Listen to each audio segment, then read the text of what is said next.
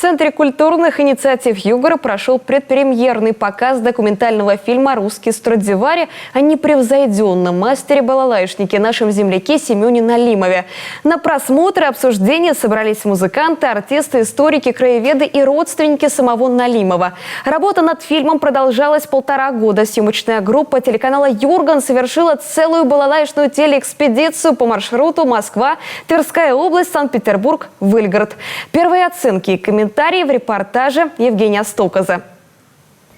60 минут на одном дыхании. Захватывающий, динамичный, глубокий, основательный, невероятно красивый, современный по своей стилистике. Так говорят о документальном фильме «Русский Страдивари» первые зрители. Здесь многое построено на контрастах. Деревенские избы Тверской области и дворцы Санкт-Петербурга, улицы Парижа и провинциальный купеческий Бежецк. Кинохроника начала 20 века и рисунки сыктывкарского художника Анжелы Размановой, звучание балалайки крестьянки и концертных инструментов Семена Налимова.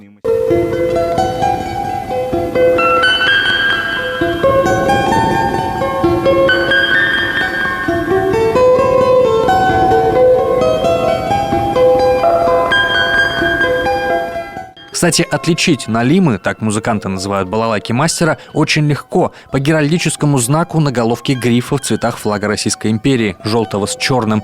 Эти штучные балалайки всегда вызывают фурор.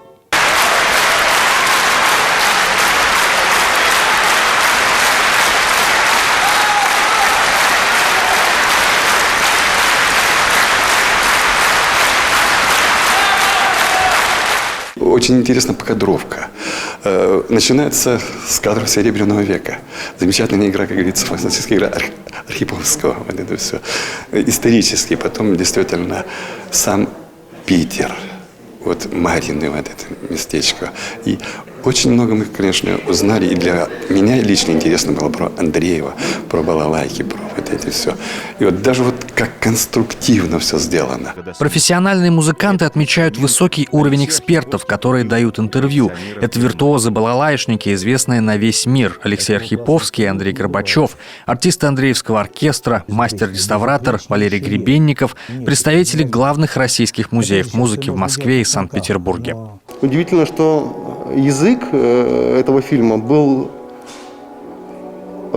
понятен и зрителю, который просто пришел посмотреть об истории этого человека, о судьбе этого человека.